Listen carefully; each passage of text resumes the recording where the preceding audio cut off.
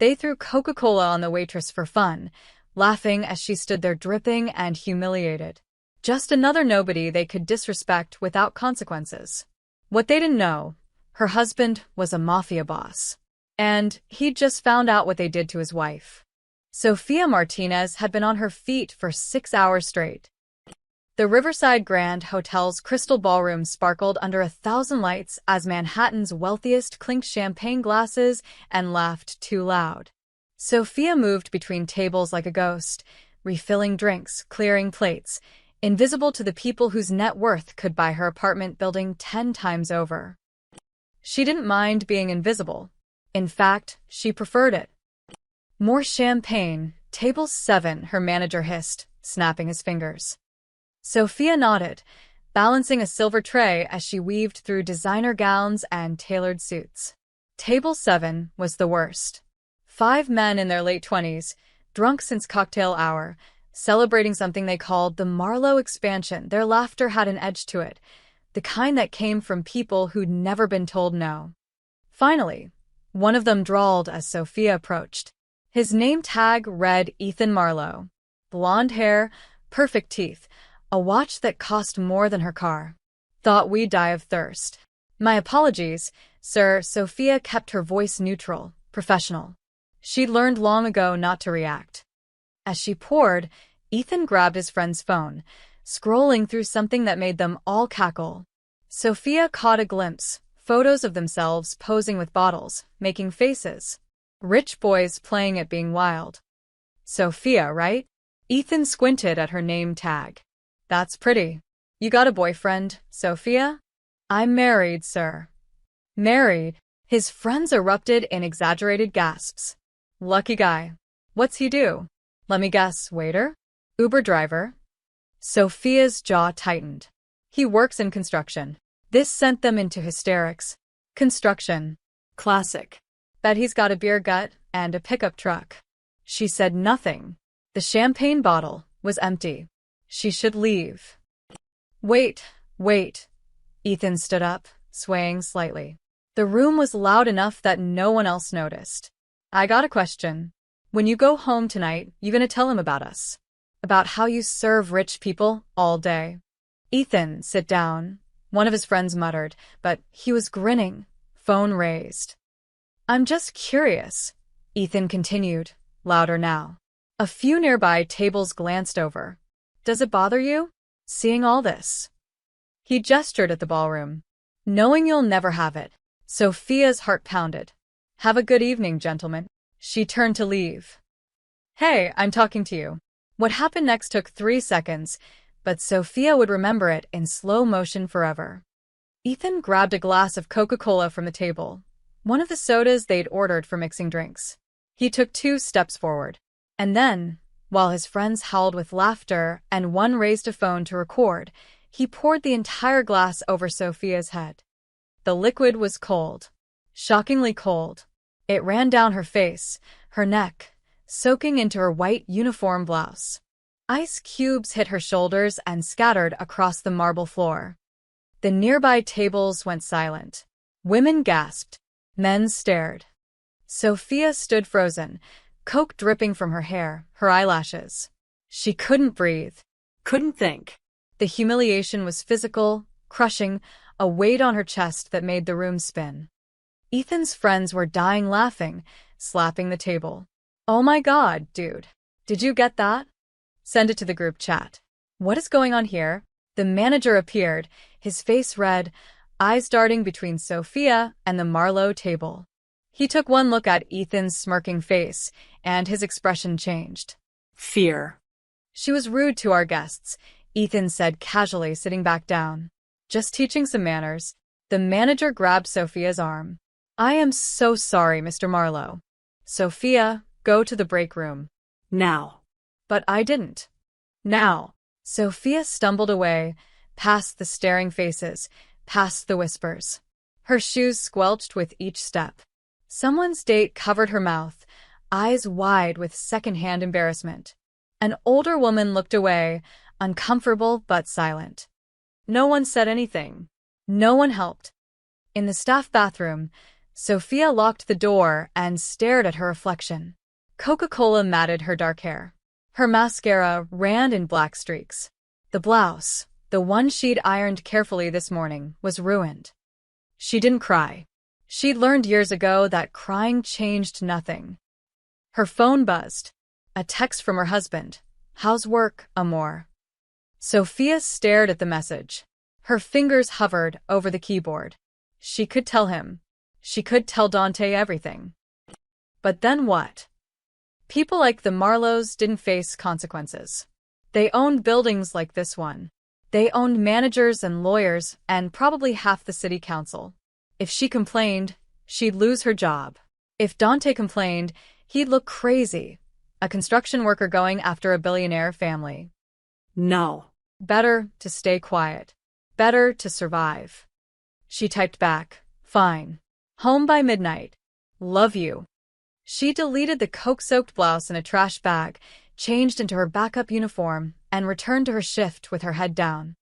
What Sophia didn't know, what none of them knew, was that one of the kitchen staff, a young guy named Marco who'd always been kind to her, had watched the whole thing. Marco, who was furious enough to do something stupid. Marco, who knew exactly who Sophia was married to.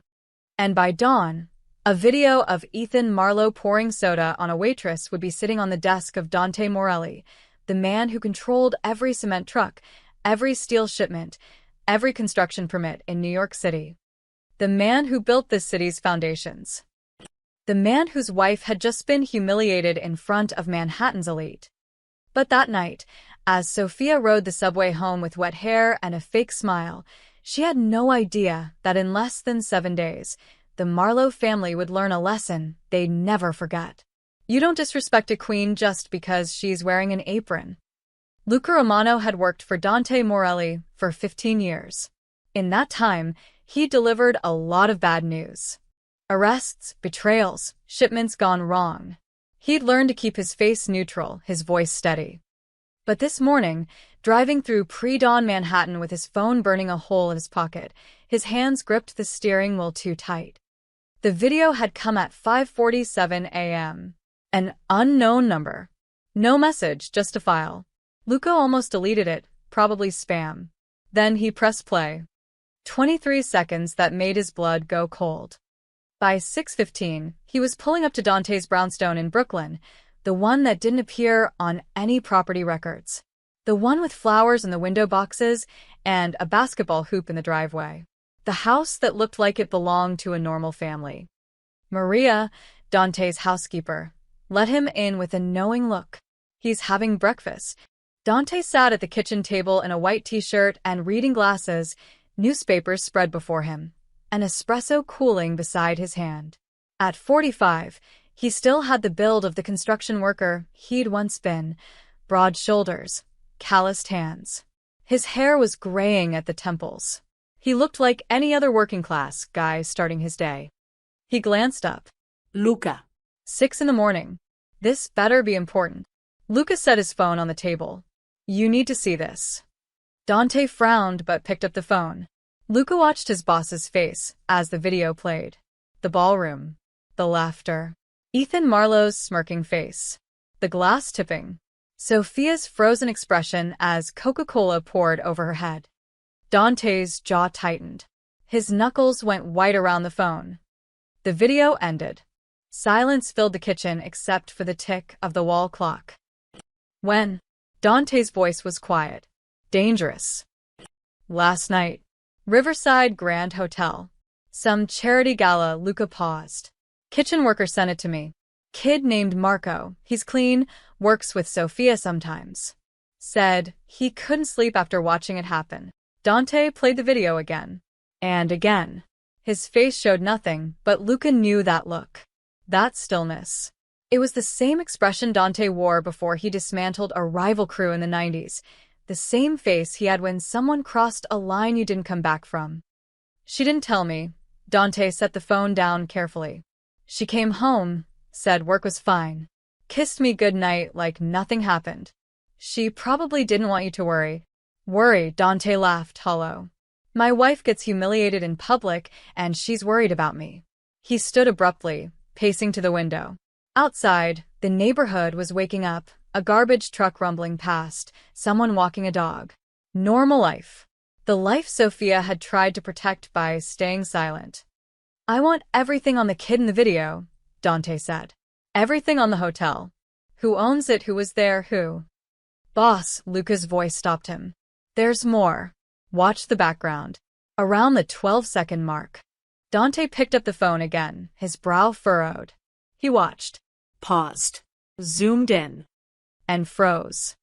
Behind Ethan, barely visible in the crowd, stood an older man in an expensive suit. Late 50s, gray hair, confident posture. He was holding a drink, talking to someone, oblivious to what his son was doing 10 feet away. That's Richard Marlowe, Luca said quietly. Dante's face went pale. No. Yeah. Richard Marlowe. My Richard Marlowe?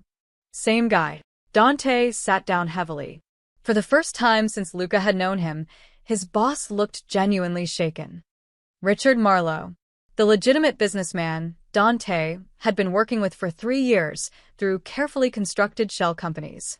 The real estate developer who needed Dante's cement suppliers and union connections, but could never know who Dante really was.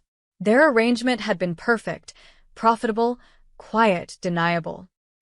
3 shared construction projects worth $40 million. Contracts that looked clean on paper, but funneled cash through backdoor channels. Richard got buildings built on time and under budget. Dante got his money laundered through legitimate development deals. They'd met face-to-face only twice, always in neutral locations, always carefully. Richard thought Dante was just a well-connected contractor. Dante had intended to keep it that way. That's his son. Dante's voice was barely a whisper. Ethan Marlowe, 27, heir to the family business. Princeton education. Zero work ethic. Luca pulled up a photo on his own phone. Party boy. DUIs covered up. Harassment complaints settled quietly. Daddy's golden child. Dante stared at the frozen frame of Richard in the background. He was there. He saw it happen. Looks like it. And he did nothing. Luca said nothing. There was nothing to say. Dante stood again, his movements sharp now, controlled rage replacing shock. He walked to the coffee maker, poured a cup he didn't drink, set it down. Thinking. Calculating. Call everyone, he said finally. Meeting tonight. I want intel on every Marlowe project, every contract, every permit, every dollar they owe. I want to know where they bank, where they're vulnerable, who they're afraid of. Boss, if we move on them, the business arrangement is over. Dante's voice cut like steel. You don't get to humiliate my wife and then expect me to help build your empire. Luca nodded. What about Sophia? Does she know about any of this? She knows I work construction. She knows I do well. She doesn't know the rest. Dante's expression softened for just a moment. She thinks I'm a union foreman who got lucky. I want to keep it that way. That might be hard if... Dante's phone buzzed. Then Luca's. Then both phones lit up with news alerts. Marlowe Group issues statement after viral incident. Luca grabbed his phone, scrolling. Oh, you've got to be kidding me. The press release was already everywhere, pushed to major outlets at 7 a.m. sharp. Marlowe Group regrets the unfortunate incident at last night's charity gala. While we support all service industry workers, preliminary investigations suggest the employee in question behaved unprofessionally toward guests prior to the incident. We take workplace conduct seriously and trust the Riverside Grand Hotel will address this matter appropriately. The Marlowe family remains committed to. The rest was corporate nonsense. Dante read it twice. His face had gone cold again, that dangerous stillness returning. They're blaming her, he said softly. They're covering their asses, Luca corrected. Trying to control the narrative before it spreads. Before it spreads, Dante set his phone down with deliberate care. They think this goes away with a press release. They think I'll read this and let it go because of our business. They think I need them more than they need me. He looked up at Luca, and for the first time that morning, he smiled. It wasn't a nice smile. Call the meeting for tonight. And Luca? Find out everything about their current construction projects. I want to know which ones can't finish without us. All of them, boss. They all need us. Good. Dante picked up his coffee, finally taking a sip. Then let's see how they build an empire when the foundation crumbles. Outside, the sun rose over Brooklyn, painting the brownstone gold. Inside, a war had just been declared. The Marlowes just didn't know it yet. The meeting room was in a warehouse in Red Hook that officially stored restaurant equipment. Unofficially, it was where Dante held court when decisions needed to be made away from listening devices and prying eyes. By 8 p.m., 7 men sat around a metal table under fluorescent lights. These were Dante's captains, the men who ran his operations across the city. Construction supply, trucking, unions, waste management. The legitimate businesses that generated millions while quietly moving money from less legitimate sources. Tommy the Hammer Bergosi spoke first. He was old school, 60 years old with scarred knuckles and zero patience. We grabbed the kid. Tonight. Make an example. Agreed, said Victor Chen, who ran the cement contracts. You disrespect the boss's wife, you disappear. Simple. Murmurs of agreement rippled around the table. Lucas stood in the corner, arms crossed, silent. He'd already had this conversation with Dante in the car. He knew how it would end. Dante sat at the head of the table, perfectly still, letting them talk. He'd barely spoken since they'd arrived, just listened to the escalating suggestions. Grab Ethan. Scare him. Break something. Send a message. We can make it look like a robbery, offered Joey Falcone, youngest of the group at 35. Rich kid gets mugged in the wrong neighborhood. Teaches him about respect. Or we burn one of his cars, Tommy added. That Porsche he drives? Gone. Let him explain that to Daddy. Enough. Dante's voice wasn't loud, but it cut through the chatter like a blade. The room went silent. He stood, walking to a whiteboard mounted on the wall. Someone had already taped up printed photos. Ethan Marlowe, Richard Marlowe, the Riverside Grand Hotel, the Marlowe Group logo. What do you think happens, Dante said slowly, if we grab Ethan Marlowe tonight? Tommy frowned. He learns a lesson. No. His father calls the police. The real police, not the ones we know. FBI gets involved because kidnapping crosses state lines. Every camera in Manhattan gets reviewed. Every phone gets tapped. Dante turned to face them. We get heat we don't need over a spoiled kid. So, we do nothing? Victor's voice rose with frustration. They humiliate Sophia, and we just take it. I didn't say we do nothing. Dante's eyes went cold. I said we don't grab him. This isn't the 90s, Victor. We don't solve problems with baseball bats anymore. Then what? Tommy spread his hands. They already put out that press release calling Sophia unprofessional. They're making her the villain. Every hour we wait, their version becomes the truth. Dante had read the press release a dozen times. Each reading made his jaw tighten more. Sophia had come home at midnight, exhausted, and gone straight to bed. She still didn't know it had gone public. Didn't know strangers on the internet were debating whether she deserved it. She'd wake up tomorrow to a nightmare. This isn't about Ethan, Dante said quietly. It's about Richard Marlowe. That got their attention. Richard Marlowe is a businessman, Dante continued. He thinks in dollars and contracts. His son humiliated my wife because he's a spoiled brat who's never faced real consequences. But Richard? He saw it happen and did nothing. Then he put out that statement blaming Sophia. You know why? Silence. Because he thinks I need him more than he needs me. He thinks our business arrangement protects him. He thinks I'll swallow this insult to keep the money flowing. Dante's voice hardened. He's wrong. Luca finally spoke from the corner. The Marlowe Group has 4 major projects in development right now. Combined value, $1.2 billion. He clicked a remote. The whiteboard screen changed to show a spreadsheet. Hudson Yards Residential Tower. Tribeca Mixed-Use Development. Queens Waterfront Condos. Brooklyn Luxury Apartments. Luca highlighted each one. Every single project uses our cement, our trucks, our steel suppliers, our union labor. Understanding dawned on faces around the table. They're also waiting on permits, Luca continued. The Brooklyn project needs environmental clearance. The Queens development needs zoning variances. Both are tied up in city council committees where we have friends. And their financing? Dante asked. Two primary lenders, Chase and Goldman. Both have short-term construction loans that need to be refinanced in the next 90 days if projects run over schedule, Luca smiled grimly. Which they will, if anything goes wrong. Tommy leaned back in his chair, finally getting it. You want to choke their business. I want to dismantle it brick by brick, Dante corrected. Richard Marlowe humiliated my wife in public.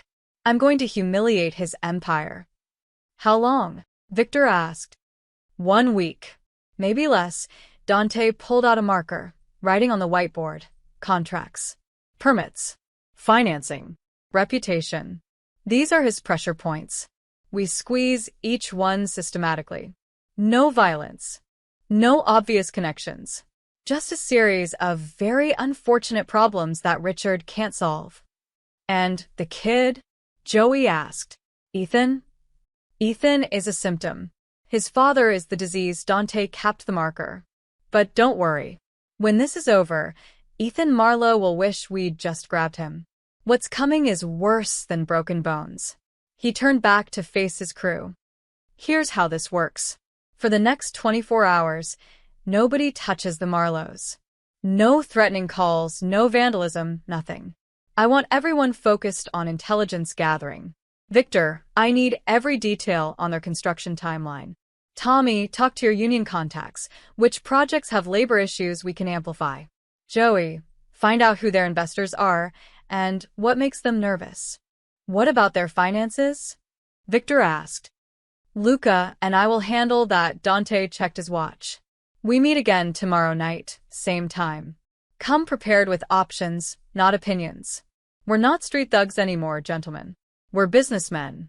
And we're about to teach the Marlowe family what happens when you forget who actually runs the city. The men stood energized now, understanding the plan. This wasn't about revenge. It was about power. As they filed out, Tommy paused at the door. Boss? What about Sophia? When do we tell her what we're doing? Dante's expression softened for just a moment. We don't. She's been through enough. When this is over, all she'll know is that the Marlowes apologized. The rest stays between us. Tommy nodded and left. Alone with Luca, Dante pulled out his phone. A text from Sophia. Can't sleep. Keep thinking about work. I'm sorry I didn't tell you what happened. So she'd seen the news. His heart ached. He typed back. Nothing to be sorry for. I love you. We'll talk in the morning. Luca watched him. She's going to figure it out eventually. Maybe. Dante pocketed his phone. But by then, it'll be over. Come on. We have debt contracts to review. They turned off the lights and locked the warehouse. Outside, Brooklyn slept, oblivious. In Manhattan, Richard Marlowe probably slept too, confident his press release had contained the damage. He had no idea that his empire's foundation was already cracking. The countdown had begun. Day 3 began in a coffee shop in Midtown. Victor Chin sat across from a city planning clerk named Dennis Wu, an old college friend who owed him favors. They talked about basketball, families, the rising cost of rent. Casual. Normal. By the way, Victor said, sliding an envelope across the table. My daughter's school fundraiser. Hoping you can contribute. Dennis peeked inside. $5,000 in cash. His eyes widened, but he didn't hesitate. He'd taken Victor's money before. Of course. Happy to help. Appreciate it. Victor pulled out his phone, pretending to check messages. Random question. You still working on that Marlowe project in Brooklyn? The waterfront development? The Atlantic Yards expansion? Yeah, still sitting on my desk. Dennis sipped his coffee. Environmental impact review. Could take months. Could it take longer? Dennis met his eyes. Understanding passed between them. Could take 6 months. Maybe more if new concerns get raised.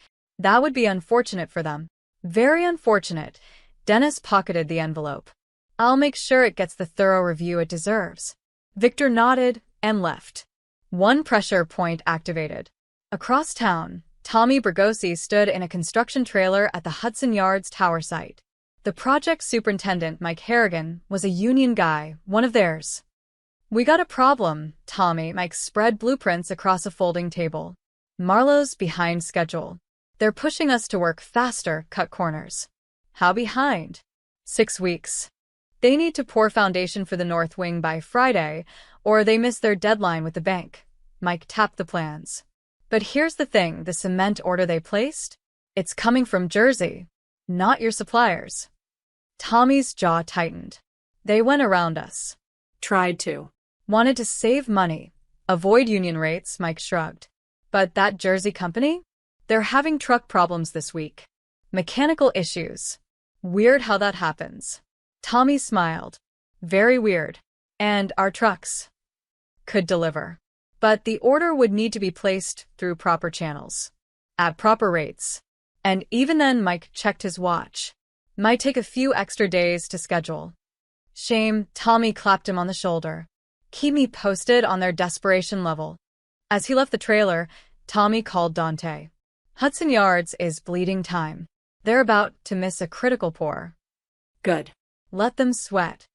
In a glass office tower in Lower Manhattan, Lucas sat across from Rebecca Morse, a risk analyst at Goldman Sachs. They dated briefly years ago, stayed friendly. She owed him nothing, but she remembered when he'd helped her brother avoid trouble with the wrong people. I need information, Lucas said quietly. Marlowe Group. What's their situation? Rebecca glanced at her computer screen, conflicted. Luca, I can't just. Off the record. Old friend asking another old friend. She sighed, typed something. They're leveraged. Heavily. For major projects all financed with short-term construction loans. The terms require completion milestones every 90 days, or the interest rate jumps 2 points. How close are they to those milestones? Close enough that any delays would be catastrophic. She lowered her voice. Between you and me, Goldman is already nervous. Marlowe's last quarterly report showed cost overruns. If these projects stall, we might not refinance. Which means they'd need to find new lenders fast. And if they can't, they'd have to liquidate assets, sell properties, possibly declare bankruptcy on the development arm. Rebecca looked at him carefully. Why are you asking? Just curious about the market, Lucas stood. Thanks, Rebecca. Give my best to your brother. Outside, he texted Dante. Goldman is wobbly. One more shake, and they bolt. By evening, Dante's team reconvened in the Red Hook warehouse. This time, the whiteboard was covered in details. Project 1. Hudson Yards Residential Tower. Value: $340 million. Status: 6 weeks behind schedule. Vulnerability: cement supply disrupted. Foundation pour, deadline Friday. Bank: Chase, nervous about timeline. Project 2. Tribeca Mixed-Use Development. Value: $280 million. Status: waiting on steel delivery. Vulnerability: our steel suppliers can delay shipments indefinitely. Bank: Goldman already anxious about cost overruns. Project 3. Queens Waterfront Condos. Value: $420 million. Status: zoning variance pending. Vulnerability: city council contacts can stall approval for months. Bank: Goldman, same loan officer as Tribeca. Project 4. Brooklyn Atlantic Yards Expansion. Value: $380 million. Status: environmental review. Vulnerability: review process extended to 6+ months. Bank: Chase, largest exposure to Marlowe Group. Dante studied the board like a general surveying a battlefield. Total exposure: $1.4 billion if you count the financing, Lucas said. But the actual construction value is $1.2. And it all depends on our cooperation. Victor added his report. The Brooklyn permits are frozen for at least 6 months. I've got 3 different city departments ready to discover new concerns. Traffic impact, historic preservation, wetlands protection, take your pick. The unions? Dante asked Tommy. Ready to walk on 2 projects if negotiations stall. We can manufacture labor disputes that tie them up for weeks, Tommy grinned. All perfectly legal. Just workers demanding fair treatment. Joey spoke up. I tracked their investor calls. Richard's been reassuring people all week that everything's fine. But 3 small investors already pulled out of the Queen's project. They're spooked by the negative press from the Sophia incident.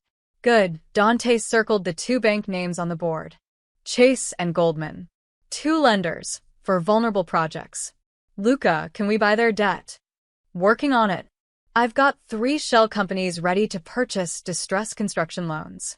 If the banks get nervous enough, they'll sell at a discount just to reduce exposure. Dante did the math in his head. If they controlled the debt, they controlled oxygen. The Marlows couldn't move, couldn't breathe, couldn't make deals without going through people they didn't know were connected to Dante. Here's the sequence, Dante said, marker in hand. Tomorrow morning, Hudson Yards misses their foundation pour. Tomorrow afternoon, steel delivery to Tribeca gets delayed. By evening, Marlowe will be dealing with 2 crisis situations. That's when the banks start making worried phone calls. And when they're panicking about timelines, Luca continued, that's when my shell companies approach the banks about buying distressed debt. We swoop in looking like saviors. Victor nodded appreciatively. They won't even know we're behind it. Exactly, Dante capped the marker. Richard Marlowe thinks this is about a spoiled kid pouring soda. He doesn't understand he's already losing a war he doesn't know he's fighting. Tommy leaned forward. When does he realize? When it's too late, Dante checked his phone. A news alert.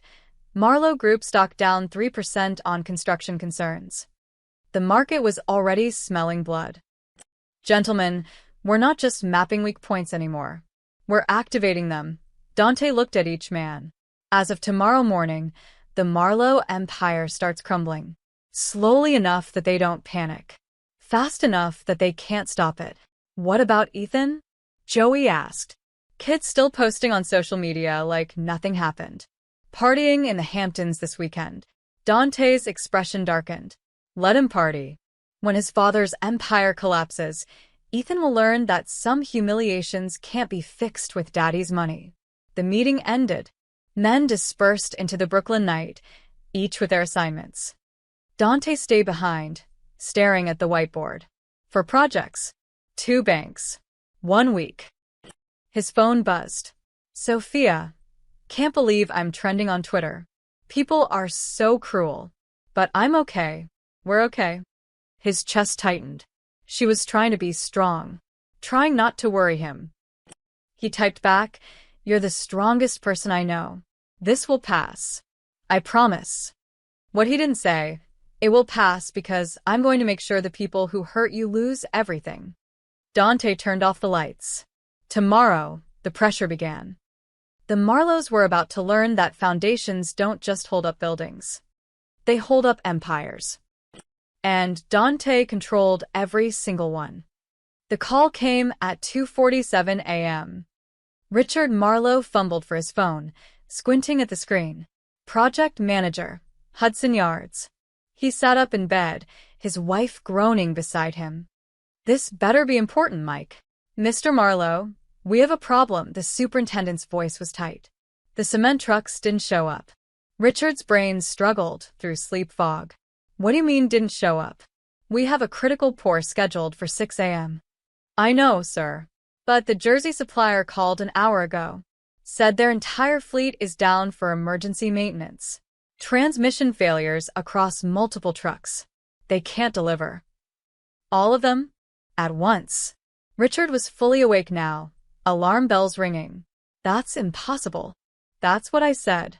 But they're adamant. Earliest they can deliver is next week. Next week. Richard threw off the covers, pacing. We miss this pour. We miss our milestone. Chase will trigger the penalty clause. That's $2 million. I'm aware, sir. Call our backup suppliers. Someone in this city has cement trucks. I've been calling for an hour. Mike's voice carried defeat. Everyone's booked solid or having equipment issues. It's like the whole supply chain picked tonight to fall apart. Richard's stomach nodded. Keep trying. Offer double rates. Triple. I don't care. We cannot miss that deadline. He hung up and immediately dialed his COO, then his head of operations. Within 20 minutes, his entire executive team was awake, making calls, pulling strings. Nobody could help. At 6:30 a.m., the Hudson Yards site sat silent. No cement trucks. No pour. Just union workers standing around, collecting hourly wages for doing nothing. At 7:15 a.m., Richard's phone rang again. Tribeca, project manager. Please tell me you have good news, Richard said. Steel delivery is delayed. Supplier says there's a traffic accident blocking their route. They'll try again tomorrow. Tomorrow? We're already behind schedule. I know, sir. I'm as frustrated as you are. Richard ended the call and threw his phone across his home office. It bounced off the leather couch. 2 projects. Same morning. Both critical delays. This wasn't coincidence. By 9 a.m., Richard sat in his Marlowe Group headquarters, a glass tower in Midtown with views of Central Park. His executive team filled the conference room, tired, confused, and increasingly nervous. Talk to me, Richard demanded. What the hell is happening? His COO, Patricia Vance, pulled up a spreadsheet. Hudson Yards, cement supplier claims mechanical failure across their fleet. Tribeca, steel delivery blocked by mysterious traffic incident. But here's what's weird, I called other developers. Nobody else is having supply problems. Just us, Richard said flatly. Just us. His CFO, Martin Ross, cleared his throat. The timing is unfortunate. Chase called this morning. They're aware of the Hudson Yards delay. If we don't pour foundation by Friday, the penalty clause activates. That's $2 million, plus they're considering raising our interest rate. On what grounds? Failure to meet milestone deadlines. It's in the contract. Richard's jaw clenched. One delay, and they're panicking? It's not just the delay. Martin pulled up his laptop. Our stock dropped 3% yesterday after that Waitress incident went viral. Investors are jittery. Chase is asking if we're experiencing broader operational problems. The Waitress incident. Sophia Martinez. Richard had hoped his press release would contain that situation. Instead, it had exploded. Think pieces about wealth inequality. Social media outrage. His son's face plastered across gossip sites. And now this. Get me new suppliers, Richard said. I don't care what it costs. We're trying, Patricia said. But every contractor we've contacted is either booked or, she hesitated. Or what? Or giving us the runaround. Quotes that are 3 times normal rates. Delivery windows that don't help. It's like someone's poisoned the well. Richard stood, walking to the window. 43 floors below, Manhattan buzzed with construction cranes and traffic. His city. His empire. Someone was doing this. Someone with enough reach to disrupt supply chains, enough power to coordinate attacks on multiple projects simultaneously. But who? At noon, Ethan Marlowe sat in a Hamptons Beach club, mimosa in hand, laughing with friends. Dude, you're trending again, his buddy Chase said, scrolling through his phone. People are still talking about the Waitress thing. Ethan rolled his eyes. It was a joke. People need to chill. Your dad's press release didn't help. Made it worse, actually. Dad knows what he's doing. Ethan waved a hand dismissively. By next week, nobody will remember her name. His phone buzzed. Dad calling. Again. Ethan declined the call. He'd already listened to one lecture this morning about family reputation and being more careful. He didn't need another. Everything cool? Chase asked. Fine. Just Dad stressing about work stuff. Ethan signaled for another mimosa. Nothing I need to worry about. What Ethan didn't know, what his father was frantically trying to tell him, was that Marlowe Group stock had dropped another 2% by lunch. That 2 major investors were requesting emergency calls. That rumors were starting to circulate about operational instability. The empire wasn't just stressed. It was showing cracks. By 4 p.m., Richard had made 17 calls. Every supplier gave him the same story: backed up equipment issues, scheduling conflicts. Some apologized profusely. Others were oddly curt. He sat alone in his office, staring at project timelines that were quickly becoming fantasies. His assistant knocked. "Mr. Marlowe? Goldman Sachs on line 3. They're asking about the Tribeca and Queens projects." Goldman, his other major lender. Richard picked up. "James, good to hear from you." Richard James Rothman's voice was professional but cool. "I wanted to touch base about your projects. We're hearing some concerning reports about delays. Minor setbacks. We're addressing them. Minor setbacks that are affecting 2 projects simultaneously? Our risk assessment team is getting nervous." "There's nothing to be nervous about. We have the situation under control." "Do you?" A pause. "Because our analysts are also looking at the negative publicity from earlier this week. Combined with these construction delays, it's creating a concerning pattern." Richard's hand tightened on the phone. "James, we've worked together for 10 years. When have I ever failed to deliver? There's a first time for everything. Look, I'm not making threats. I'm giving you a friendly heads up. If these delays continue, if more problems emerge, Goldman will need to reassess our position. We have shareholders to answer to." "I understand. I hope you do. Fix this, Richard. Quickly." The line went dead. Richard sat in silence, his reflection staring back from the dark computer screen. 2 banks circling. 2 projects stalled. Investors panicking. Stock dropping. 48 hours ago, everything had been fine. Now it felt like the ground was shifting beneath him. He thought about Sofia Martinez, the waitress, the video that wouldn't die.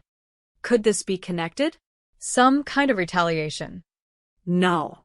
Impossible. She was nobody. A restaurant worker. What could she possibly do to hurt him? He shook off the paranoia. This was just bad luck. Terrible timing. It would pass. Richard pulled up his contacts, started making more calls. There had to be someone who could deliver cement. Someone who owed him a favor. What he didn't realize, what he couldn't see, was that every call he made, every favor he tried to pull, every string he attempted to pull was connected to a web that all led back to one man. A man whose wife had been humiliated on camera while Richard stood by and did nothing. A man who was just getting started. In Brooklyn, Dante received updates throughout the day. Each one made him smile. Hudson Yards stalled. Tribeca stalled. Both banks circling. Stock down 5% total. He looked at Luca. Tomorrow, we tighten the noose. The war had begun. And Richard Marlowe was losing without even knowing he was fighting. Day 4 started with a phone call Richard never expected. "Mr. Marlowe, this is Diane Chen from the Department of Environmental Protection." The voice was polite, bureaucratic, deadly. "I'm calling about your Queens waterfront project." Richard's stomach dropped. "Another problem." "What about it?" "We've received concerns regarding potential wetland disturbance. We'll need to conduct an additional environmental impact assessment before we can approve your zoning variance. We already passed environmental review months ago. New information has come to light. Possible habitat for protected bird species. We take these matters very seriously." "How long will this take?" "Hard to say. Could be 60 to 90 days. Maybe longer if we find issues." 90 days. The Queens project was supposed to break ground in 3 weeks. Goldman was already nervous about Tribeca. Now this. "This is ridiculous," Richard said, trying to keep his voice level. "Who raised these concerns?" "Anonymous tip to our office. But we're obligated to investigate all credible reports." Diane's tone suggested the conversation was over. "You'll receive official notification by end of business today." She hung up. Richard stared at his phone. Anonymous tip. Just like the cement trucks mysteriously failing. Just like the steel deliveries getting delayed. Just like everything else falling apart this week. This wasn't coincidence. Someone was orchestrating this. By 10 a.m., the rumors started. It began on Urban Development Watch, a niche blog that covered New York real estate.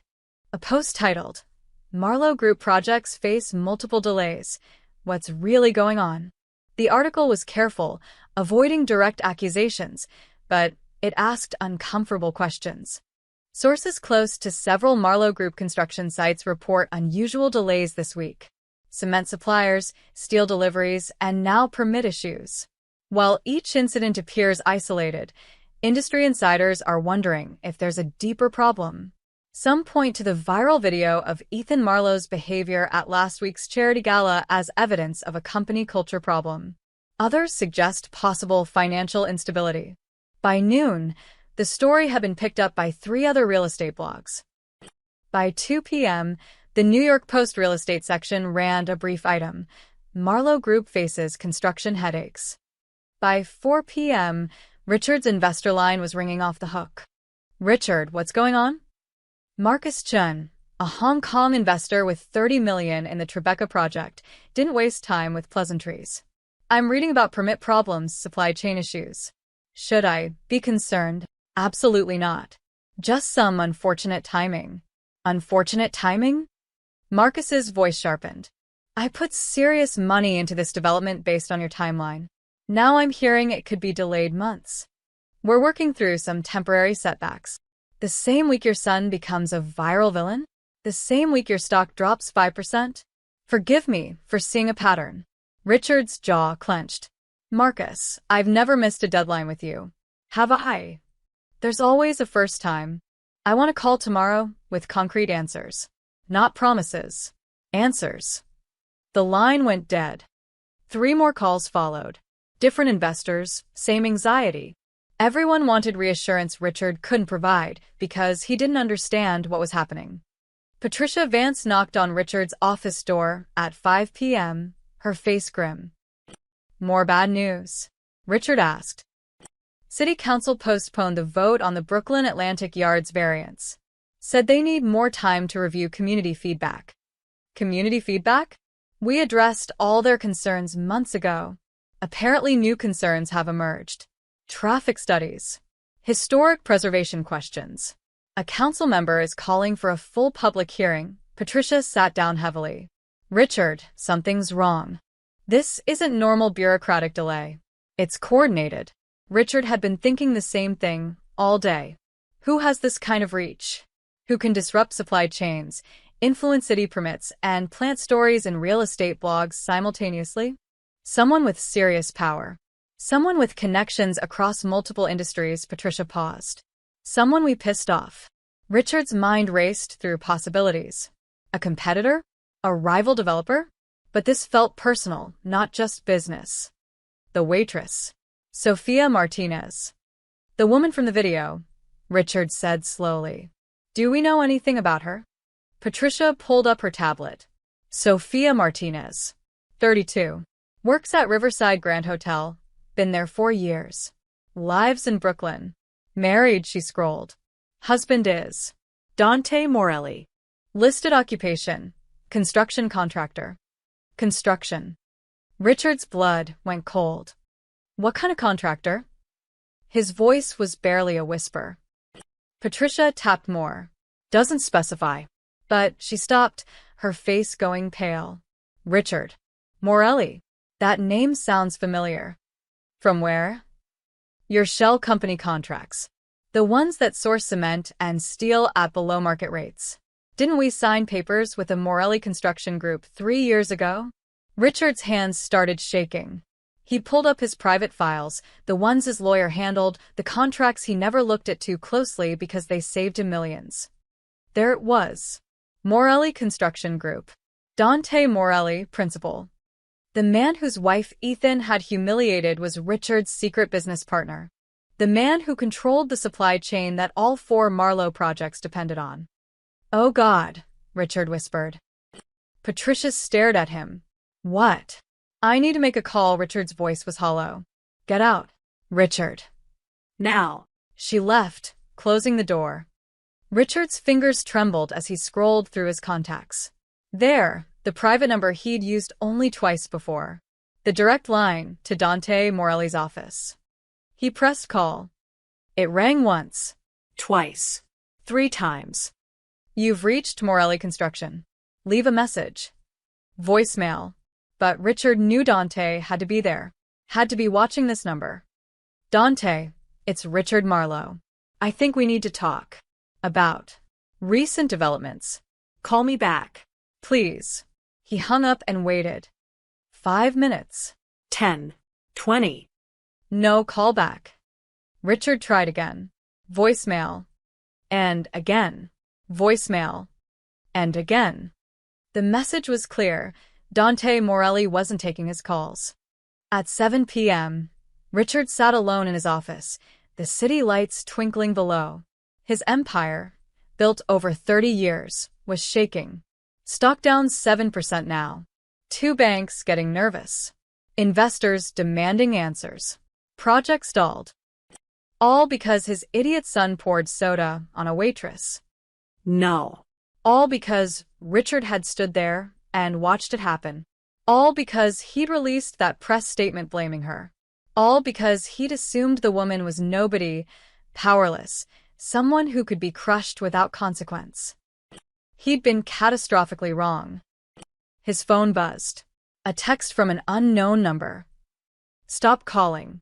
You'll get your meeting when I'm ready. Not before. Richard's hands trembled as he typed back. I can explain. Let me fix this. The response came immediately. You can't fix humiliation with a phone call, Richard. You should know that by now. Then nothing. The number went dark. Richard sat in the silence of his office, understanding finally settling over him like a burial shroud. Dante Morelli wasn't just angry. He wasn't looking for an apology or a payoff. He was systematically destroying everything Richard had built. And Richard had given him the blueprint 3 years ago, when they became partners. Outside, night fell over Manhattan. In the glass buildings and construction sites and city offices, the pieces of Dante's plan continued to fall into place. The noose was tightening, and Richard Marlowe had just realized his neck was in it. Richard's emergency board meeting began at 8 p.m. in the Marlowe Group's executive conference room. 12 people sat around polished mahogany, lawyers, executives, board members. All of them looked exhausted. We're being targeted, Richard said without preamble. Systematically. Deliberately. And I know by whom.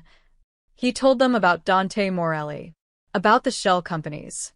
About Sophia Martinez. About the connection he'd been too blind to see. His head counsel, Gerald Strauss, went pale. You're saying our primary supplier is married to the woman in the video? I'm saying our primary supplier, I asked the woman's husband.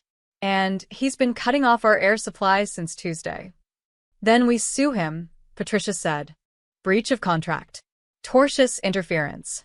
We bury him in litigation. Gerald held up a hand. Wait. Let me pull those contracts. He spent 5 minutes on his laptop, his expression growing darker. Finally, he looked up. We can't sue. What do you mean we can't sue? Richard's voice rose. He's deliberately sabotaging our projects. Technically, he isn't. Morelli Construction Group doesn't directly supply us. They supply the suppliers who supply us. The contracts are structured through intermediaries. Very carefully structured. Gerald's finger traced connections on his screen. If we sue, we'd have to explain these shell company arrangements in court. That means exposing financial structures we've used to avoid taxes and regulatory oversight for 3 years. Silence. How bad? Patricia asked quietly. Federal investigation bad. IRS audit bad. Possibly RICO charges bad. Gerald removed his glasses. These contracts were designed for plausible deniability. They work great when everyone's cooperating. But if we sue, we're essentially revealing our own illegal financial engineering. Richard felt the walls closing in. So, we just let him destroy us. I'm saying litigation isn't an option. At least not against Morelli directly, Gerald thought for a moment. What about City Hall? Can we pressure the permit offices to speed things up?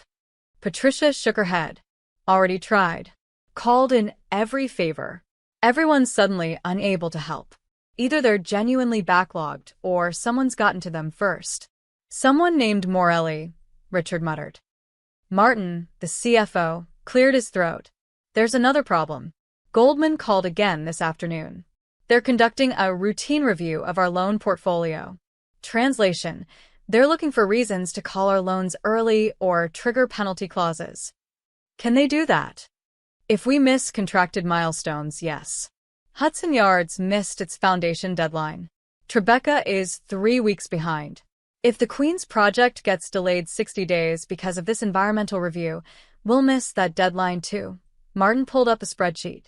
3 missed milestones triggers a review clause. We need to refinance immediately or face default. How much are we talking about? $420 million. Due in 30 days if they invoke the clause. The number hung in the air like a bomb. We don't have that kind of liquidity, Patricia said. I know. Richard stood, pacing to the window. $420 million. They could maybe scrape together half by selling non-core assets. But the other half? We could bring in new investors, someone suggested. With our stock down 7% and construction delays making headlines? Martin shook his head. No major investor will touch us right now. Not at terms we could accept. Then we go back to Morelli, Richard said. Make him an offer. Money. Ownership stake. Whatever he wants. He's not answering your calls, Patricia pointed out. Then I'll go to him. To his office. His home. Wherever he is, I'll find him and what? Gerald interrupted. Apologize? Beg? He's not doing this for money, Richard. He's doing this because your son humiliated his wife and you backed Ethan instead of making it right. Richard turned on him. What was I supposed to do? Throw my own son under the bus? Yes. Patricia's voice cracked through the room. That's exactly what you should have done. Issue a real apology. Fire Ethan from his position. Make it clear that behavior was unacceptable. Instead, you blamed the victim and assumed no one would care about a waitress. I didn't know who she was married to. That shouldn't have mattered. Patricia stood, furious. Even if she'd been married to nobody, what Ethan did was wrong. But you were more worried about protecting the family name than doing the right thing. Now we're all paying for it. Silence fell. No one looked at Richard. Across town, Ethan Marlowe sat in a booth at a trendy Soho nightclub, bottle service on the table, models on either side of him. His phone had been buzzing all evening, Dad, Patricia, Martin, but he ignored them. Your dad's blowing up your phone, his friend Tyler observed. Always is. Ethan took a shot. Probably wants to lecture me more about the video. Like I need another speech about family reputation. Dude, have you seen the news? Your company's stock is tanking. Stock goes up, stock goes down. Ethan waved dismissively. Dad always figures it out. That's what he does. What Ethan didn't see, what he was too drunk and too privileged to notice, was that his father was standing on the edge of a financial cliff. That 4 major construction projects were grinding to a halt. That banks were circling. That the family empire was experiencing the first real crisis in its history. All because Ethan had thought it would be funny to pour Coca-Cola on a waitress. Back in the conference room, Richard's phone buzzed. Another text from the unknown number. Your lawyers are probably telling you that you can't sue me. They're right. Your politicians are probably not returning calls. Also correct. You built your empire on my foundation, Richard. I can remove it brick by brick. The question is, how much do you want to lose before you're ready to talk? Richard stared at the message, his reflection ghostly in the phone screen. Gerald leaned over. Is that him? Richard nodded. What does he want? He wants me to suffer. To understand what it feels like to be powerless. Richard's voice was hollow. He wants me to beg. Then maybe you should, Patricia said quietly. Before there's nothing left to save. Richard looked around the table at the tired faces, the fear in their eyes. These people had families, mortgages, careers tied to Marlowe Group. If the company collapsed, they all went down. He thought about Ethan, drunk in some club, oblivious. He thought about Sophia Martinez, the woman he'd dismissed as nobody. He thought about the press release he'd authorized, the one that blamed her for being unprofessional. Patricia was right. He'd made the wrong choice at every turn. And now the bill was coming due. Set up a meeting, Richard said finally. With Morelli. Whatever it takes. Tell him I'm ready to talk. He's not answering. Then send a message through his office. Tell him Richard paused, the words bitter on his tongue. Tell him Richard Marlowe is ready to apologize. Properly this time. Gerald nodded and left to make the call. Richard sat down heavily, suddenly feeling every one of his 58 years. In 4 days, his empire had gone from thriving to life support. And the man holding the plug was someone he'd never even considered a threat. His phone buzzed one more time. Tomorrow. 10 Uhr morgens. Come alone. Address to follow. Richard closed his eyes. The war was over. Now came the surrender. Day 5. 6:47 Uhr morgens. Luca sat in a diner in Queens across from 3 men in suits. They looked like what they were, investment bankers eager to offload risk before anyone asked questions. Let me get this straight, said Michael Chun from Chase. You want to buy Marlowe Group's construction debt? Now? When everyone knows they're having problems? That's exactly when we buy, Luca said calmly. My clients specialize in distressed assets. We see opportunity where others see risk. Your clients being? Sentinel Capital Partners. Private equity. Very quiet, very well-funded, Luca slid paperwork across the table. All legitimate, all traceable to a Cayman Islands shell company that existed only on paper. We're prepared to purchase the Hudson Yards and Tribeca debt at 90 cents on the dollar. Today, Michael and his Goldman counterpart, Lisa Park, exchanged glances. The debt was worth $180 million total. At 90 cents, they'd take a small loss but eliminate exposure to a potentially catastrophic situation. Why so eager? Lisa asked suspiciously. Because in 3 months, when Marlowe stabilizes, that debt will be worth full value again. We're patient. We're also confident they'll recover, Lucas smiled. But we need an answer by noon. After that, the offer expires. It was a lie. Dante didn't think Marlowe would recover. But these bankers didn't need to know that. Michael checked his phone, probably messaging his boss. We'll need to review. No time for review. Noon deadline. Take it or keep riding the Marlowe sinking ship, Lucas stood. My number's on the card.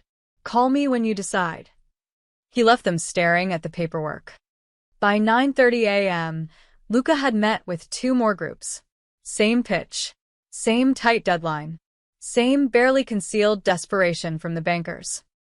By 10:15 a.m., his phone started ringing. Chase agreed first. 90 cents on the dollar for the Hudson Yards debt. $85 million changing hands by wire transfer before lunch. Goldman followed at 10:47. The Tribeca and partial Queens debt. Another $95 million. A smaller regional bank holding Brooklyn project financing called at 11:20. They were so eager to dump their exposure they accepted 85 cents on the dollar. $48 million. By noon, Dante's network of shell companies controlled $228 million in Marlowe Group debt, roughly 35% of their total outstanding construction financing. Luca called Dante from his car. It's done. We own them. Good. Now we wait. Richard's phone rang at 1:15 p.m. His banker at Chase, Robert Crawford, sounded uncomfortable. Richard, I wanted to give you a heads up about something. What now? Richard's voice was flat. He'd barely slept. We sold your Hudson Yards debt this morning to a private equity firm called Sentinel Capital Partners. Richard sat up straight. You what? It's standard practice. Banks regularly sell construction debt to manage portfolio risk. I wanted you to know because technically your primary lender has changed. Who are these people? Sentinel Capital? They're a private firm. Offshore registration. They specialize in distressed assets. We're not distressed. Richard, Robert's pause said everything. Your stock is down 9%. 3 projects are stalled. The press is asking questions. From our perspective, selling that debt was prudent risk management. How much of our debt did you sell? Just the Hudson Yards project. $85 million. Richard's hands went cold. Who else is selling? I can't speak for other banks. Robert. Who else? You should probably call Goldman. Richard hung up and immediately dialed Lisa Park at Goldman Sachs. We were going to call you, Lisa said, defensive. Market conditions made it necessary. How much? The Tribeca debt and part of the Queen's financing. $95 million total. Richard, this doesn't change anything operationally. You still make the same payments, same terms. To whom? To this Sentinel Capital? And a few other entities. Look, this is completely normal. Banks sell debt all the time. Not all, at once they don't. Not when a developer is in the middle of multiple projects. Richard was shouting now. You're bailing on me. We're managing risk. There's a difference. I've been with Goldman for 10 years. And we hope for 10 more. But recent developments made this necessary. I'm sorry, Richard. She didn't sound sorry. She sounded relieved. Your new lenders will contact you about payment processing. The line went dead. Richard sat in his office, his hands shaking. In one morning, 2 major banks had sold his debt to mysterious entities. That never happened. Unless someone was buying it. Someone who wanted leverage. His phone buzzed. Martin, his CFO, calling. Tell me you heard, Richard said. I heard. It's worse than you think. Regional Trust Bank also sold our Brooklyn debt. That's 3 banks, Richard. $228 million in debt changing hands in one morning. To who? Different entities. Sentinel Capital Partners. Hudson Investment Group. Riverside Holdings. All private equity, all offshore. I'm trying to research them now, but... Martin's voice cracked. Richard, I can't find anything. No track records, no public filings, no history. It's like they didn't exist until this week. Richard's blood turned to ice. They're shell companies. That's my guess. All controlled by the same person. Probably. Morelli, Richard said the name like a curse. Almost certainly. Richard stood, walked to his window. Below, construction cranes dotted the skyline, his projects, his legacy. Except they weren't really his anymore. Not if Dante Morelli controlled the debt. What can he do with that debt? Richard asked quietly. Anything he wants. He can call it early if we miss milestones. He can demand immediate payment. He can force us into bankruptcy and pick up our assets in liquidation. Martin paused.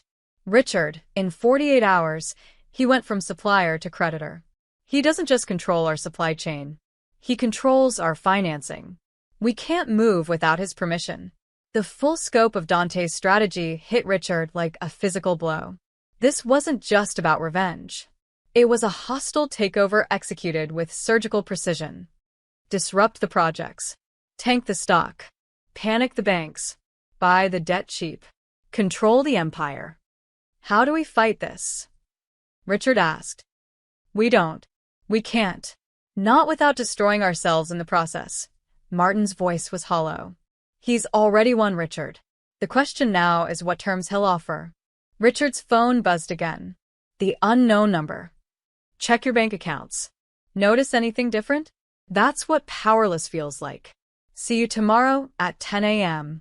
Address: 847 With Avenue, Brooklyn. Come alone. Bring your son. Bring your son. So this wasn't just about Richard. Ethan would have to face the consequences too. Richard forwarded the message to Ethan with 3 words. Be there. No excuses. Then he collapsed into his chair and stared at the ceiling. In 4 days, Dante Morelli had done what Richard thought impossible. He'd taken $1 billion empire and reduced it to a puppet whose strings he now controlled. All because of a glass of Coca-Cola. All because Richard had forgotten a fundamental truth. In New York City, the men who build the foundations hold all the power. And Richard had just learned exactly how much. Tomorrow would be the reckoning. Tonight was just waiting for the axe to fall. The emergency board meeting reconvened at 8 p.m. This time, Ethan Marlowe sat at the table. He'd shown up angry, summoned from a dinner reservation by his father's text that read, "Conference room. Now. Your future depends on it." Now, Sitting between executives who wouldn't meet his eyes, Ethan's anger was giving way to confusion. "Someone explain what's happening," Ethan said. "And why I had to cancel my plans for this." Richard stared at his son, really looked at him. The expensive haircut, the designer suit, the Rolex that cost more than most people's cars. 27 years old and never worked a real day in his life. Never faced a real consequence. That was about to change. "Tell him," Richard said to Martin. "Tell him what his little prank cost us." Martin pulled up spreadsheets on the conference room screen. "In the last 4 days, Marlowe Group stock has dropped 11%. We've lost approximately $180 million in market capitalization. 3 major construction projects are stalled. 2 city permits are frozen. And as of this morning, we no longer control 35% of our own debt." Ethan blinked. "What does that mean?" "It means," Patricia said coldly, "that someone bought our loans from the banks. Someone who now has the power to bankrupt us whenever they choose." Who? "Dante Morelli." Richard's voice was ice. "The husband of the woman you poured Coca-Cola on for fun." The color drained from Ethan's face. "The waitress? Her name is Sofia Martinez," Patricia snapped. "And her husband controls the construction supply chain for the entire city. He's been systematically destroying our company since Tuesday. Because of you." "That's insane. Over some soda?" "Over humiliation." Richard slammed his hand on the table. "You humiliated his wife in front of hundreds of people while your friends recorded it. What did you think would happen?" "I thought," Ethan faltered. "I thought she was nobody." "She is somebody," Gerald said quietly. "She's married to the most powerful man in New York construction. And you poured soda on her head while your father stood in the background and did nothing." Ethan looked at Richard. "You were there?" 10 feet away. "Talking to a client," Richard's voice cracked. "I saw the whole thing. I saw you humiliate that woman, and I said nothing because I was more worried about making a scene than doing what was right. So this is my fault." Ethan's voice rose. "Dad, you run this company. You're the one who put out that press release blaming her. Because I was protecting you. Like I always do.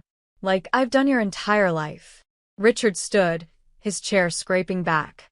"Every DUI I've covered up, every harassment complaint I've settled, every stupid mistake you've made, I've fixed it. But this time, I can't fix it. Because you didn't just offend some random woman. You started a war with a man who literally built cities." The room went silent. Ethan's hands were shaking. "How bad is it?" "We're looking at bankruptcy," Martin said flatly. "In 30 days, if we can't refinance $420 million in debt. And the man holding that debt is Dante Morelli. So, we refinance." "With what?" Patricia interrupted. "What bank is going to lend to us when our projects are stalled, our stock is tanking, and the press is running stories about operational dysfunction? Morelli has made us radioactive. Then we sue him." "We can't," Gerald said. "Our business relationship with him involves financial arrangements that are questionable. If we sue, we expose ourselves to federal investigation, possibly RICO charges." Ethan looked around the table, finally understanding. "So we're trapped." "We're trapped," Richard confirmed. "And it's your fault." "It's our fault," Patricia corrected. "Richard could have fired you on the spot. Could have publicly apologized to Sofia Martinez. Could have made it clear that behavior was unacceptable. Instead, he protected you. We all did. And now we're all paying for it." Ethan's voice was small. "What happens tomorrow?" "Tomorrow, we meet with Dante Morelli. You and me." Richard's eyes were hard. "And we accept whatever terms he offers. Because the alternative is watching 30 years of work disappear." "What kind of terms?" "I don't know. But I guarantee they'll involve you." Richard leaned forward. "You're going to apologize to his wife. Publicly. On camera. And you're going to mean it. Because if you don't, we lose everything." "You want me to humiliate myself?" "I want you to experience a fraction of what you put that woman through." Richard's composure finally shattered. "Do you even remember her face? When that soda hit her? The way she froze?" The way everyone stared. Ethan said nothing. You don't, do you? Because she wasn't real to you. None of them are real to you. The staff, the workers, the people who actually build what we design. Richard's voice shook. But they're real to Dante Morelli. And he's spent 4 days teaching us that lesson. Board member James Whitmore cleared his throat. What about going to the press? Telling our side of the story? And say what? Patricia asked. That we're victims? That a construction contractor is being mean to us? We'd look pathetic. Worse, we'd look guilty. We could offer him money, suggested another board member. A settlement. Make this go away. He doesn't want money. Richard pulled up his phone, showing them Dante's text messages. Read these. He's not negotiating. He's not compromising. He's making a point.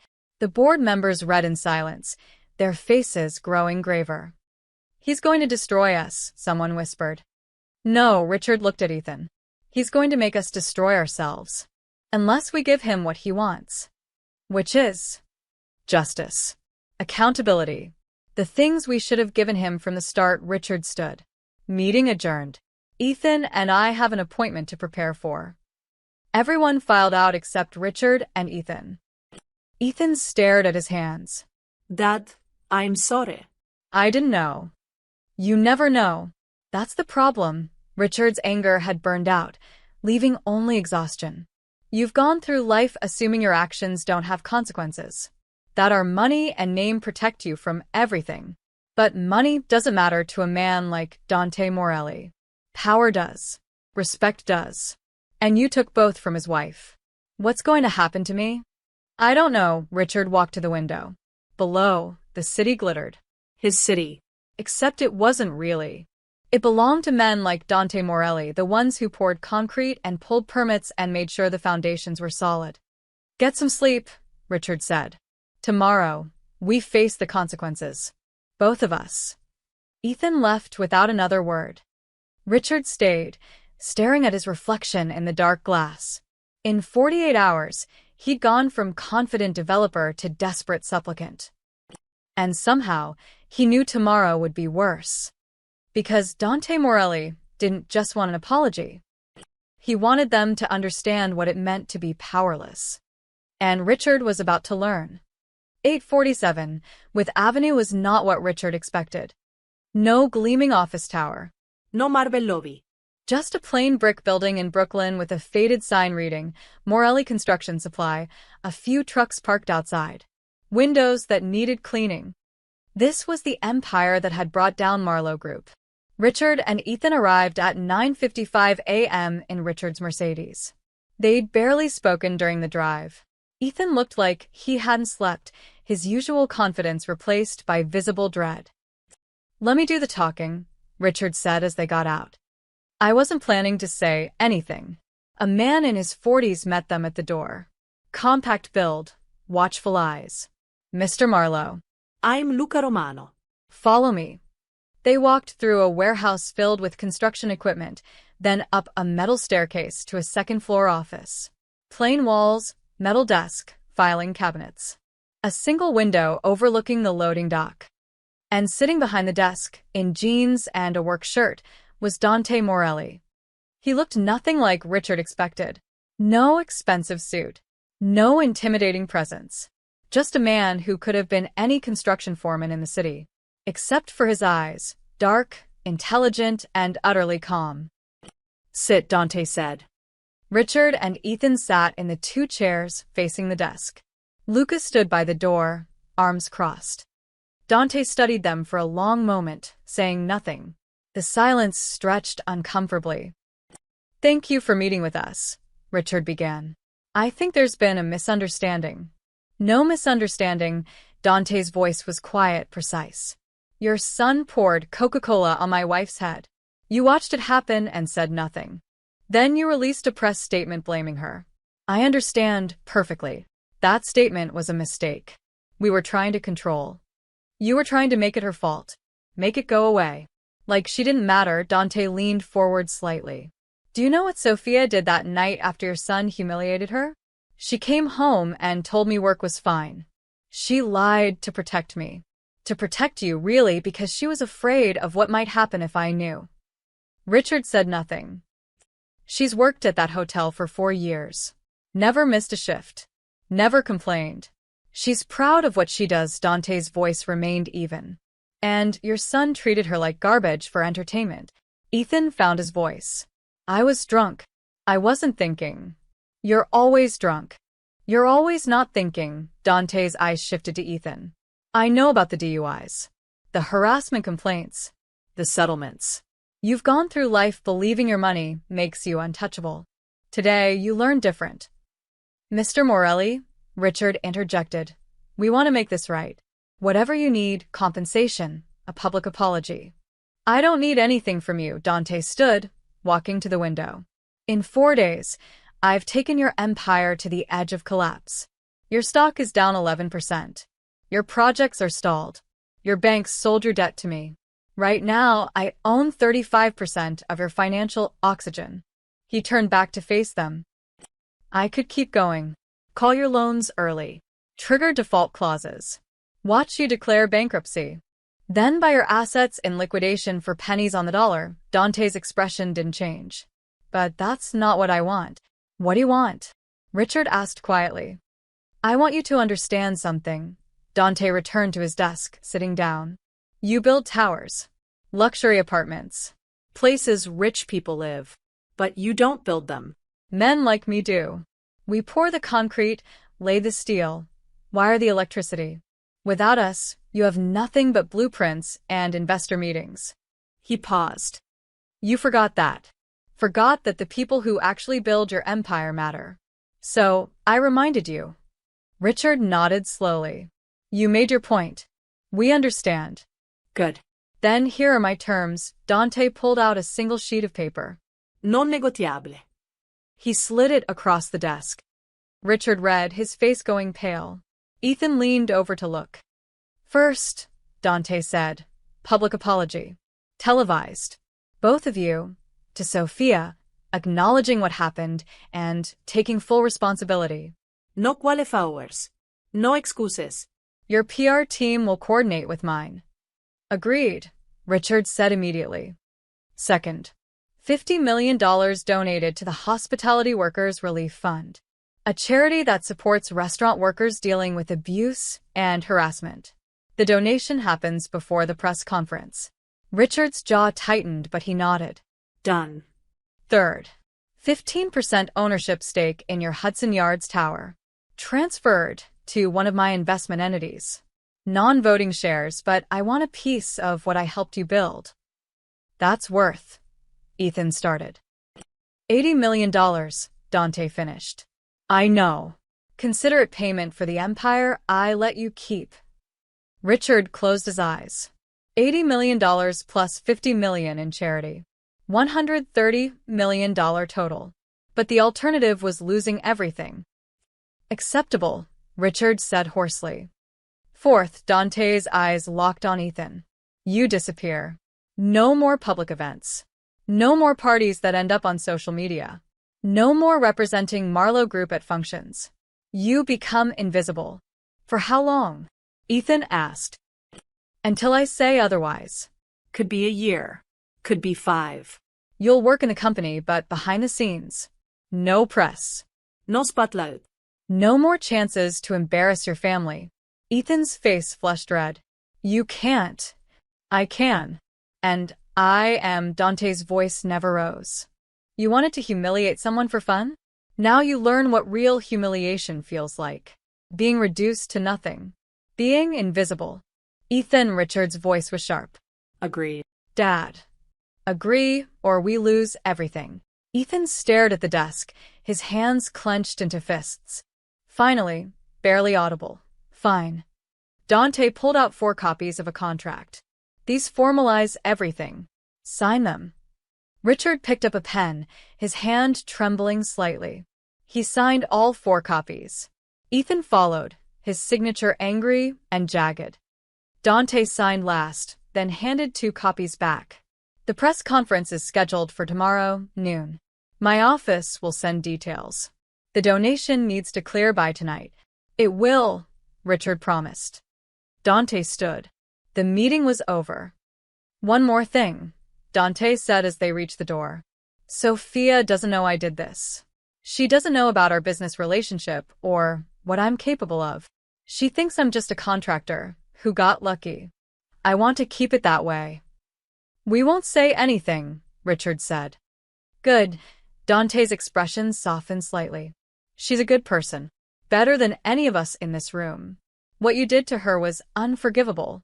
But I'm giving you a chance to make it right publicly. Don't waste it. Richard nodded, unable to speak. They left, walking through the warehouse, climbing into the Mercedes, driving away from the plain brick building where their empire had been saved at the cost of their pride.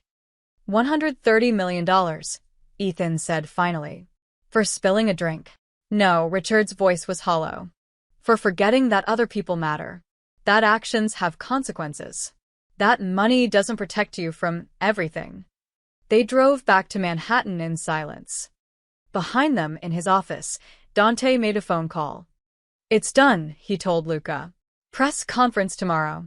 After that, we release the supply chains. Let their projects continue.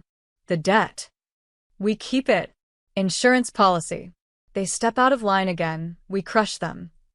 Dante hung up and looked at Sophia's picture on his desk. Tomorrow, she'd see justice. Public, televised justice. And she'd never know the war he'd fought to get it. The Marlowe Group press conference was scheduled for noon at their Manhattan headquarters. By 11:30, the lobby was packed with reporters. This wasn't normal. Press conferences about corporate apologies didn't draw CNN, MSNBC, and every major newspaper in the city. But the Sophia Martinez story had touched a nerve. Wealth inequality, workplace abuse, viral justice. Everyone wanted to see how this ended. Sophia sat in her apartment in Brooklyn, watching the live stream on her laptop. Dante had called that morning. Watch the news at noon, he'd said. Trust me. She'd been confused but curious. Now, seeing the Marlowe Group logo on screen, her stomach knotted. The press room filled. Cameras clicked. Reporters murmured. Then Richard and Ethan Marlowe walked in. They looked nothing like the confident billionaires from the gala photos. Richard's face was drawn, gray. Ethan's usual smirk was gone, replaced by obvious discomfort. They took seats at a table with microphones, no PR team flanking them, no lawyers whispering advice. Just two men, alone, facing consequences. Richard cleared his throat. Thank you for coming. We called this press conference to address an incident that occurred last week at a charity gala. He paused, collecting himself. My son, Ethan, poured a beverage on a waitress named Sophia Martinez. He did this deliberately, while others laughed and recorded. I was present. I saw it happen. And I did nothing to stop it. The room was silent except for camera shutters. Following the incident, our company released a statement suggesting Ms. Martinez had behaved unprofessionally. That statement was false. Ms. Martinez did nothing wrong. She was simply doing her job when my son decided to humiliate her for entertainment. Richard's voice cracked slightly. What my son did was deplorable. What I did, standing by, then blaming the victim, was equally deplorable. We allowed our wealth and privilege to convince us that other people's dignity didn't matter. We were catastrophically wrong. He turned to the camera, looking directly into it. Ms. Martinez, I am profoundly sorry. You deserved respect, dignity, and basic human decency. Instead, you received cruelty and injustice. There is no excuse for what happened to you. None. Ethan shifted uncomfortably. Richard nodded at him. Ethan leaned toward his microphone. For a moment, Sophia thought he might refuse to speak. Then, quietly, I was drunk. But that's not an excuse. I humiliated you because I thought it was funny. Because I've gone through life treating people as entertainment. As things that don't matter. His voice was tight, fighting emotion. What I did to you is wrong. Completely wrong. And I'm sorry. I know that doesn't fix anything. But I'm sorry. A reporter raised her hand. Are you apologizing because you want to, or because your company is facing financial difficulties? Richard didn't hesitate. Both. Our company has suffered consequences for our behavior, as it should.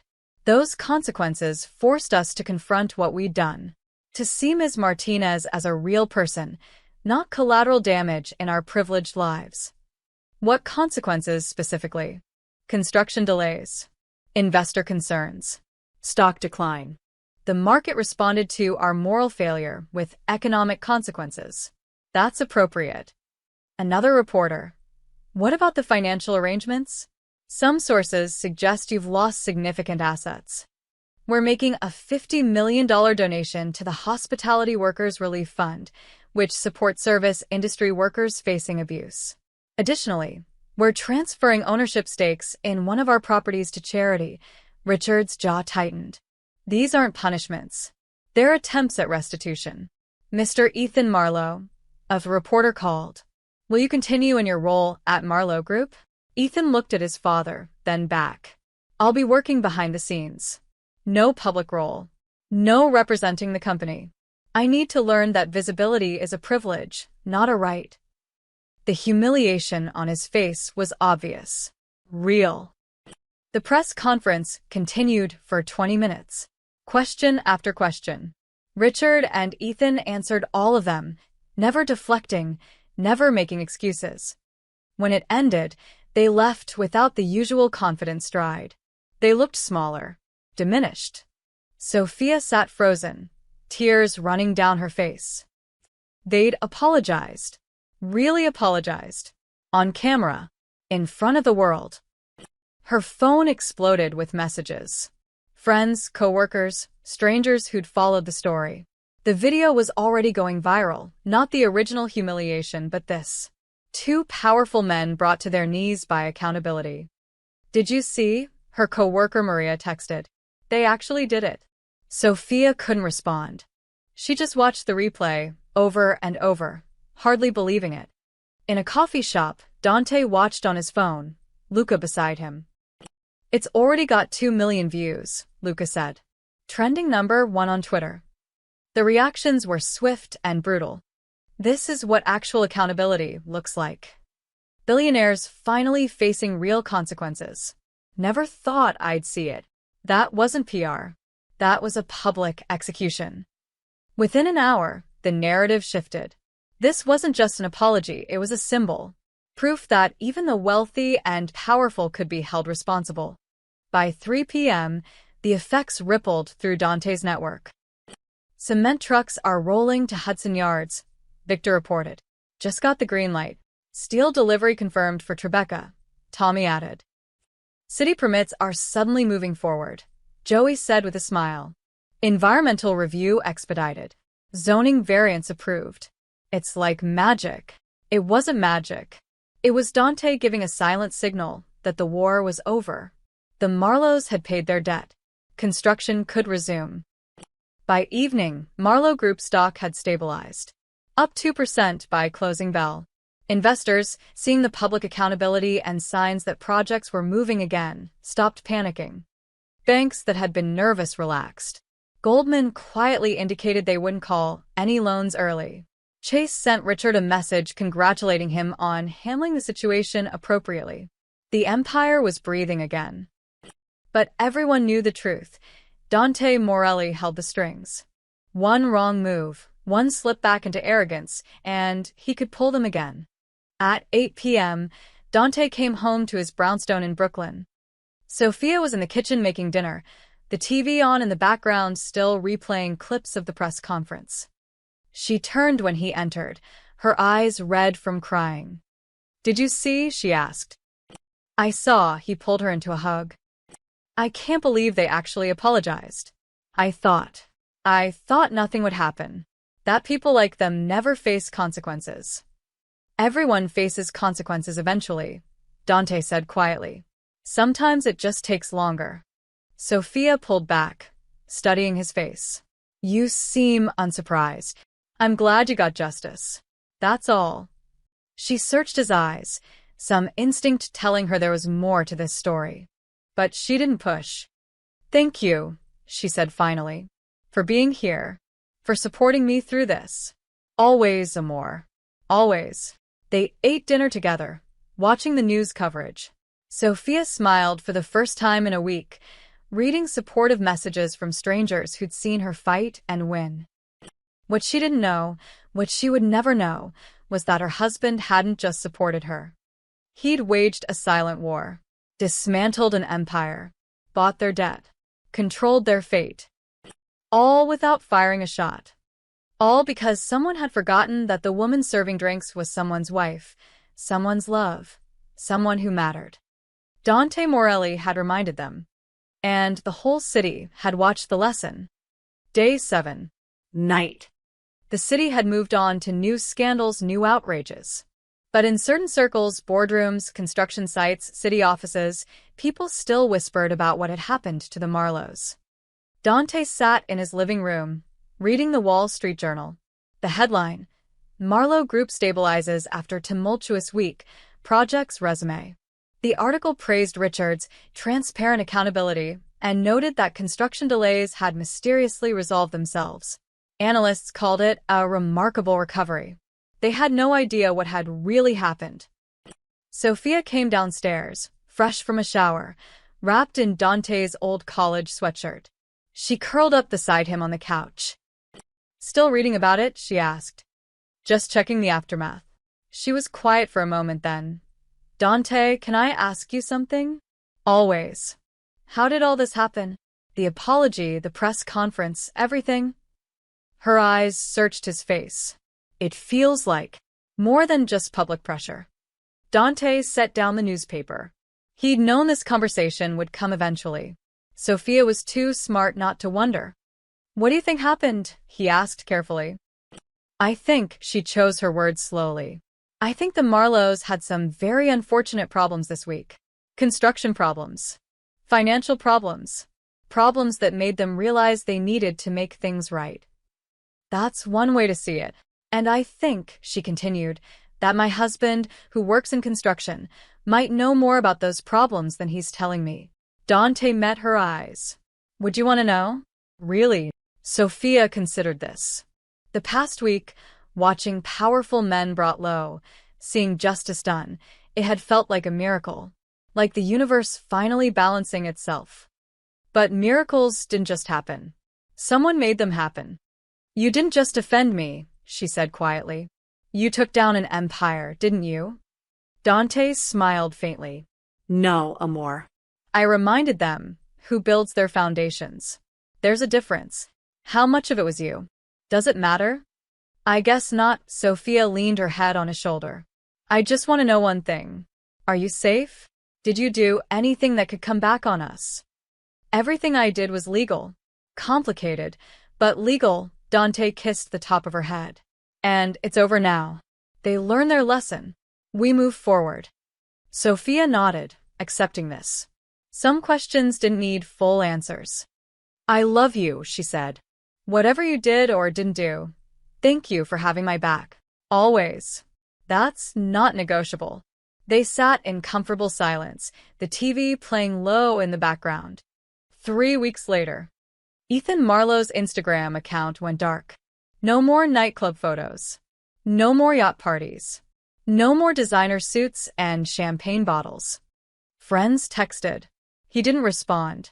Tabloids called his publicist. No comment. He still worked at Marlowe Group, in a windowless office on the 4th floor, reviewing contract proposals and market reports. Important work. Invisible work. His assistant brought him coffee one morning. "Rough night, Mr. Marlowe?" "Every night's rough," Ethan muttered. He'd learned what true powerlessness felt like. Not having money taken away, his trust fund was intact. But having relevance taken away. Being nobody. Being invisible. Just like he'd made Sophia feel. The lesson was carved into his bones now. Richard Marlowe met with Dante once a month, always at the Brooklyn warehouse, always alone. They reviewed ongoing projects, discussed supply schedules, maintained their business relationship. Richard never missed a meeting, never questioned prices, never complained about terms. He'd learned his place in the ecosystem. "The Hudson Yards Tower is ahead of schedule," Richard reported. "Should complete by July." Good. Dante reviewed the paperwork. And the donation? The charity. 50 million is fully deployed. They've already helped 200 workers dealing with harassment cases. Dante nodded approval. Your son. Invisible. As requested. He's Different now. Quieter. Maybe even learning something. Good for him. Richard hesitated then. I wanted to thank you for not destroying us completely. You could have. I didn't need to destroy you. I needed you to understand. Dante met his eyes. You understand now, yes? Yes, Richard's voice was barely a whisper. I understand. He left with his signed contracts, driving back to Manhattan, still building towers, but never forgetting who made them possible. For weeks after the press conference, Sophia returned to work at the Riverside Grand Hotel. She'd considered quitting. The memories were painful, but she realized that would be letting them win in a different way. So she walked through those doors with her head high. The staff applauded when she entered. Quietly, respectfully, but they applauded. Marco hugged her. Even the manager, red-faced and awkward, mumbled an apology. I should have defended you that night. I'm sorry. Sophia nodded. Thank you. She worked her shift, served tables, brought drinks, did her job with pride. When wealthy patrons came through, some recognized her. A few whispered. Most looked away, uncomfortable. But Sophia noticed something else. They were polite now. Careful. They said please and thank you. They didn't snap fingers or make demands. Word had spread. The waitress who brought billionaires to their knees. The woman you didn't disrespect. At the end of her shift, an elderly woman at table 7 left a note with her tip. Thank you for showing them that dignity matters. We're all rooting for you. Sophia folded the note carefully and put it in her pocket. That night, she came home to Dante cooking dinner, his terrible attempt at pasta that would probably be inedible but would be made with love. How was work? He asked. good. Really good. Actually, she kissed his cheek. People were nice, respectful, as they should be. I think I'm going to be okay, Sophia said. Better than okay. I feel like I matter now. people see me. Dante turned from the stove, taking her hands. You always mattered, Amor. Some people just needed to be reminded. She smiled. My mysterious husband who builds foundations. That's me. They ate terrible pasta and laughed about their day and talked about ordinary things. Because that's what they were. Ordinary people. A contractor and a waitress. Building a life together in Brooklyn. The world would never know that Dante Morelli controlled the city's construction empire. That he'd brought down billionaires with a phone call and rebuilt them with a nod. That was fine. He didn't need recognition. He just needed Sophia to smile when she came home, to walk with her head high, to know she was protected, valued, loved. Everything else was just concrete and steel. Foundations holding up a city that would never know his name. And that's exactly how Dante wanted it.